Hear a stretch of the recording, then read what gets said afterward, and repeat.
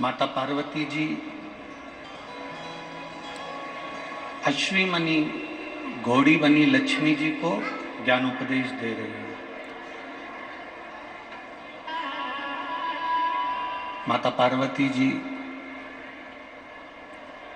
जब लक्ष्मी जी ने आंख में से आंसू बहाए, शिवलिंग पर गए, शिवलिंग से जलाधारी पर गए, जलाधारी पर जब वो अश्रु पड़े और उस अश्रु के पड़ने पर माता पार्वती जी प्रकट हुई और प्रकट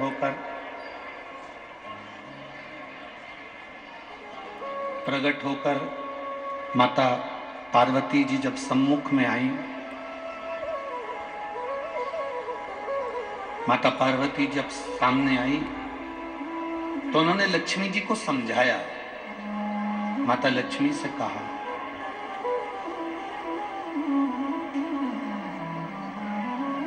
कि लक्ष्मी, तुम्हारे पति ने तुमको श्राप दिया है, तुम्हारे पति ने तुम्हें श्रापित किया है, तुम्हारे पति ने तुमको अश्वी बनने का श्राप दिया, घोड़ी बनने का श्राप दिया।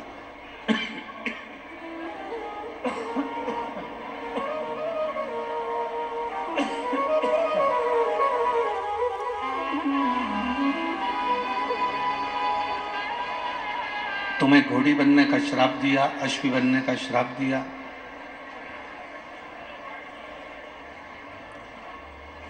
लक्ष्मी, तुम इस बात से दुखी ना होइए कि तुम्हारे पति ने तुमको श्राप दिया। अब उन्होंने जो श्राप दिया उसको भूल जाओ। अब कुछ अच्छा करने का प्रयास करो।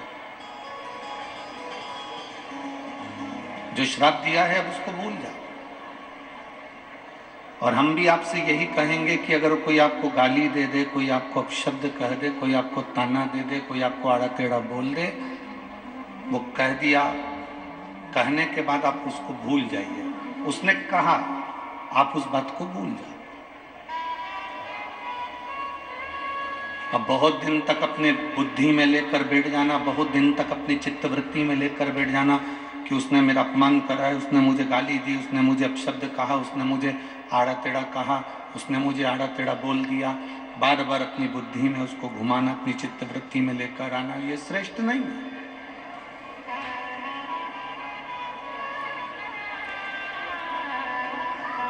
इसको श्रेष्ठता नहीं कहेंगे।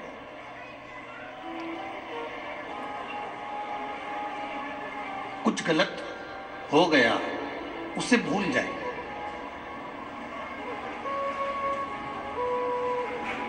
और भूलने के बाद फिर वापिस कुछ अच्छा करने का क्रम करिए। शिव महापुराण की कथा तो यहाँ तक कहती है कि अगर तुमको कोई गाली भी दे देना, अपशब्द भी कह देना, अगर तुम्हें कोई आड़ा टेढ़ा भी बोल देना, कोई आपको अपशब्द कह दे, आड़ा टेढ़ा कह दे, कोई गाली भी दे दे, तो भी शिव महापुराण की कथा कहती है कि आपको उससे बोलचाल बंद नहीं करना। सास ने कुछ शब्द कह दिया, बहू ने कुछ आड़ा टेढ़ा कह दिया, या किसी ने कोई शब्द कह दिया और आपने बोलना चालना बंद कर दिया, शिव महापुराण की कथा कहती है ये कभी ना करें।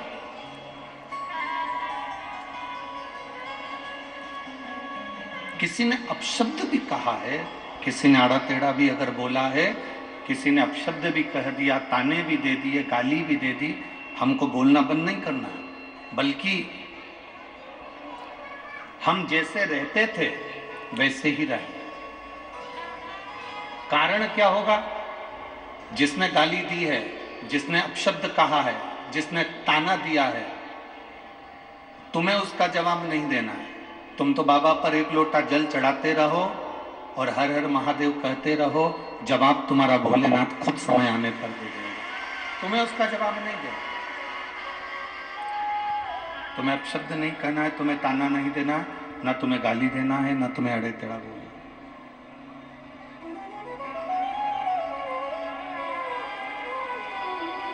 तुम तो अपना जो कर्म है, अपने कर्म में लीन रहिए, कर्म में लगे रहिए, अपने कर्म में लगे रहो, अपने कर्म में लीन रहो, बाकी का वो देख ले।